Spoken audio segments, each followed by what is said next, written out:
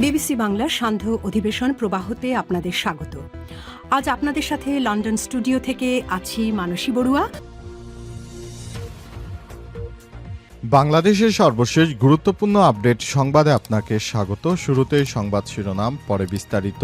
প্রথমে জানাবো আমাদের হাতে থাকা সর্বশেষ গুরুত্বপূর্ণ সবথেকে তাজা আপডেট সংবাদ। বইয়ের মোড়ক উন্মোচনে মাহমুদুর রহমান বললেন, আন্তর্জাতিকভাবে ষড়যন্ত্র চলছে, আলেমদের সতর্ক থাকতে হবে।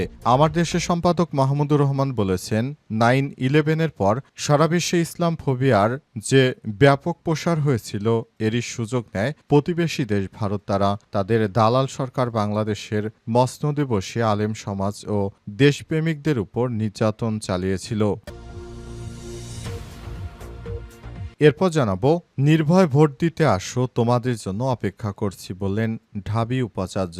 ঢাকা বিশ্ববিদ্যালয় কেন্দ্রীয় ছাত্র সংসদ ডাকসু ও হল সংসদ নির্বাচনের প্রকালে শিক্ষার্থীদের উদ্দেশ্যে বিশেষ বার্তা দিয়েছেন উপাচার্য অধ্যাপক ডক্টর নিয়াজ আহমেদ খান। সোমবার বিকেল 4:45টার দিকে বিশ্ববিদ্যালয়ের অফিসিয়াল ফেসবুক পেজে প্রচারিত এক ভিডিও বার্তায় তিনি শিক্ষার্থীদের নির্ভয়ে ভোটকেন্দ্রে এসে ভোট দেওয়ার আহ্বান জানান।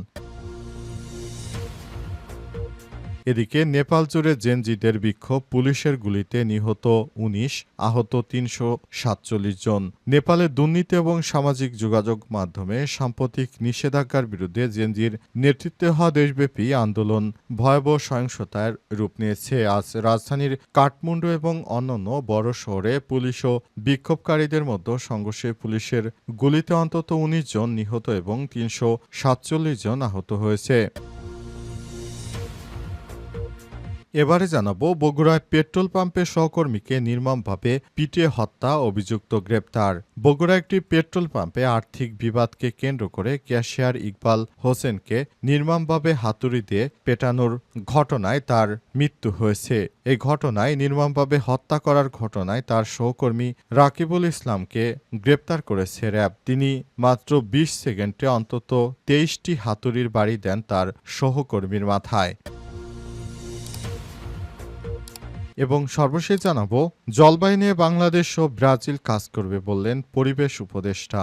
পরিবেশ ও বন জলবায়ু পরিবর্তন মন্ত্রণালয় এবং পানি সম্পদ মন্ত্রণালয়ের উপদেষ্টা সৈয়দা রিজওয়ানা হাসান বলেছেন, ব্রাজিলের বেলেম শহরে অনুষ্ঠিত জাতিসংঘ জলবায়ু পরিবর্তন সম্মেলন COP30 বৈশ্বিক জলবায়ু আলোচনা এগিয়ে নিতে ব্রাজিল গুরুত্বপূর্ণ ভূমিকা পালন করবে। বাংলাদেশ উচ্চাভিলাষী তবে অন্তর্ভুক্তিমূলক ফলাফলের লক্ষ্যে ব্রাজিলের সঙ্গে ঘনিষ্ঠভাবে কাজ করতে প্রস্তুত। প্রিয় দর্শক, এতক্ষণ শুনছিলেন সংবাদ শিরোনাম, এবারে বিস্তারিত।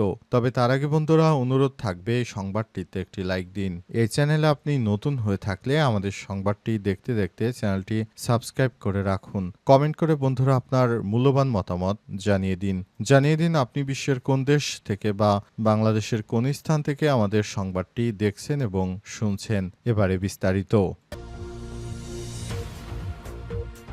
বইয়ের মোড়ক উন্মোচনে মাহমুদুর রহমান বলেন, আন্তর্জাতিক ষড়যন্ত্র চলছে, আলেমদের সতর্ক থাকতে হবে। আমার দেশের সম্পাদক মাহমুদুর রহমান বলেছেন, 9/11-এর পর সারা বিশ্বে ইসলামিক ফোবিয়াকে যে ব্যাপক প্রসার হয়েছিল, এরই সুযোগ নেয় প্রতিবেশী ভারত। তাদের দালাল সরকার বাংলাদেশের মসনদে বসে আলেম সমাজ ও দেশপ্রেমিকদের উপর নির্যাতন চালিয়েছিল। বর্তমানে আন্তর্জাতিক ষড়যন্ত্র চলছে জানিয়ে আলেমদের সতর্ক থাকতে হবে বলে উল্লেখ করেন তিনি। সোমবার আমার দেশের সাংবাদিক রাকিবুল হকের লেখা আওয়ামী শাসনে আলেম নিপীড়ন বইয়ের মোড়ক উন্মোচন অনুষ্ঠানে প্রধান অতিথির বক্তব্যে তিনি এসব কথা বলেছেন। অনুষ্ঠানে আমার দেশের সম্পাদক বলেন, ফ্যাসিবাদ আমলে দেশে আলেম সমাজকে বিভিন্ন ট্যাগ দিয়ে নির্যাতনের ঘটনা ঘটত। বিগত 4 দলীয় জোট সরকারের শেষ সময় আন্তর্জাতিক ষড়যন্ত্রে বাংলাদেশে জঙ্গিবাদের উত্থান হওয়ার বিষয়টি ব্যাপক প্রচারণা চালানো হয় এবং আলেমদের ট্যাগ দেওয়া শুরু করে। ভারত তার দালাল হাসিনা সরকারকে ক্ষমতায় বসিয়ে আলেম সমাজের উপর প্রতিদিন নিপীড়ন চালাতো এবং আন্তর্জাতিক মহলকে তারা এমনভাবে বলে দিত যে বাংলাদেশে জঙ্গিবাদের উত্থান হয়েছে। এ কারণে শেখ হাসিনা সরকারের খুবই প্রয়োজন এবং শেখ হাসিনা সরকার সব রকমের প্রচেষ্টা চালিয়ে জঙ্গিবাদ দমন করছে। তিনি বলেন, শেখ হাসিনা যেভাবে আলেম সমাজদেরকে একটি চক্রান্তর মধ্য দিয়ে নিয়েছিল, সেটা কোনোভাবেই গ্রহণযোগ্য হতে পারে না। শেখ হাসিনা বাংলাদেশটাকে ধ্বংসের দ্বারপ্রান্তে নিয়ে গেছে। শেখ হাসিনা ভারতের একটি তাবেদার সরকার। তার সরকার সবসময় বাংলাদেশ কিভাবে ধ্বংস হবে সেই পায়তারা করত, এমন অভিযোগ করেছেন আমার দেশের পত্রিকার সম্পাদক মাহমুদুর রহমান। এ সময় উপস্থিত ছিলেন দেশের বিভিন্ন আলেম ওলামাগণ। নির্ভয় ভোট দিতে আসো, তোমাদের জন্য অপেক্ষা করছি, বলছে ঢাবি উপাচার্য।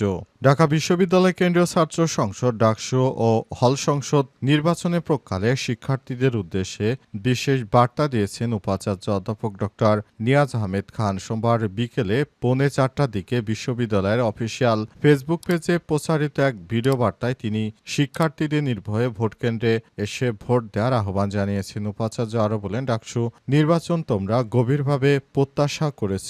গণ অভ্যুত্থানের মৌলিক মূল্যবোধগুলোর সঙ্গে এটি সঙ্গতিপূর্ণ। গণতান্ত্রিক আকাঙ্ক্ষাকে প্রাতিষ্ঠানিক রূপ দেওয়া এবং অন্যায়ের বিরুদ্ধে সমন্বিত ভয়েস তৈরি করার জন্য এই আয়োজন। তোমরা নির্ভয় ভোট দিতে আসবা, আমরা তোমাদের জন্য অপেক্ষা করছি। তিনি আরও জানান, প্রায় 11 মাসের দীর্ঘ প্রস্তুতির পর নির্বাচনের এই মাহেন্দ্রক্ষণ বিশ্ববিদ্যালয়ে প্রায় 40,000 ভোটারের জন্য 8টি কেন্দ্রে ভোট গ্রহণের ব্যবস্থা করেছে। স্বচ্ছতা নিশ্চিত থাকবে, সিসিটিভি ক্যামেরা, 3 স্তরের নিরাপত্তা ব্যবস্থা এবং পর্যাপ্ত পোলিং কর্মকর্তা। একই সঙ্গে ভোট গণনা প্রক্রিয়া টেলিভিশন ক্যামেরার মাধ্যমে সর্বসাধারণের জন্য উন্মুক্ত করা হবে বলে জানানো হয়েছে। প্রার্থীদের উদ্দেশ্যে উপাচার্য আরও বলে, নির্বাচনে কেউ বিজয় হবে, কেউ হবে পরাজিত, তবে দুই পক্ষেরই গুরুত্বপূর্ণ ভূমিকা রয়েছে। এটি গণতান্ত্রিক প্রতিষ্ঠানকে সক্রিয় করতে প্রত্যেক প্রার্থীরই অবদান রাখছে। তিনি আরও বলেন, সারা দেশের মানুষ আমাদের দিকে তাকিয়ে আছে, তাদের শুভকামনা আমরা পাথেয় করছি। একটি ভালো নির্বাচন আমরা আশা করছি। এই নির্বাচনটি সুষ্ঠু ও সুন্দর হোক, এই প্রত্যাশা করি আমরা।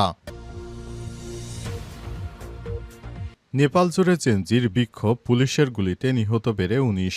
নেপালে দুর্নীতি এবং সামাজিক যোগাযোগ মাধ্যম সম্পত্তি নিষেধাজ্ঞার বিরুদ্ধে জেন জেড এর নেতৃত্বে হওয়া দেশব্যাপী আন্দোলন ভয়াবহ সহিংসতার রূপ নিয়েছে। সোমবার রাজধানী কাঠমান্ডু এবং অন্যান্য বড় শহরে পুলিশ ও বিক্ষোভকারীদের মধ্যে সংঘর্ষের ঘটনা ঘটে। সংঘর্ষে 19 জন নিহত এবং 347 জন আহত হয়েছে। সোমবার নেপালের সংবাদ মাধ্যম দ্য কাঠমান্ডু পোস্ট এক প্রতিবেদনে এই তথ্য নিশ্চিত করে। প্রত্যক্ষদর্শী ও হাসপাতাল সূত্র থেকে জানা গেছে, শুধুমাত্র কাঠমান্ডুতে 17 জন নিহত হয়েছে। এর মধ্যে জাতীয় ট্রমা সেন্টারে 8 জন, এভারেস্ট হাসপাতালে 3 জন, সিভিল হাসপাতালে 3 জন, কাঠমান্ডু মেডিকেল কলেজে 2 জন এবং ত্রিভুবন টিচিং হাসপাতালে 1 জন মারা যায়। এছাড়াও সুনসারির ইটাহারিতে বিক্ষোভ চলাকালে এক বিক্ষোভকারী ঘটনাস্থলেই নিহত হন এবং গুরুতর আহত অবস্থায় আরেক BP Koirala institute of health science মারা যান। আহতের সংখ্যা সারা দেশে 347 জনে পৌঁছেছে। এদের মধ্যে অনেকের অবস্থা আশঙ্কাজনক। হাসপাতাল ভিত্তিক আহতের পরিসংখ্যান থেকে জানা গেছে, সিভিল হাসপাতালে 100, এভারেস্টে 102 জন, ট্রমা সেন্টারে 59 জন, কাঠমান্ডু মেডিকেল কলেজে 37 জন, ত্রিভুবন টিচিং হাসপাতালে 18 জন, বীর হাসপাতালে 6 জন, পাটনে 4 জন, নরভিকে 3 জন,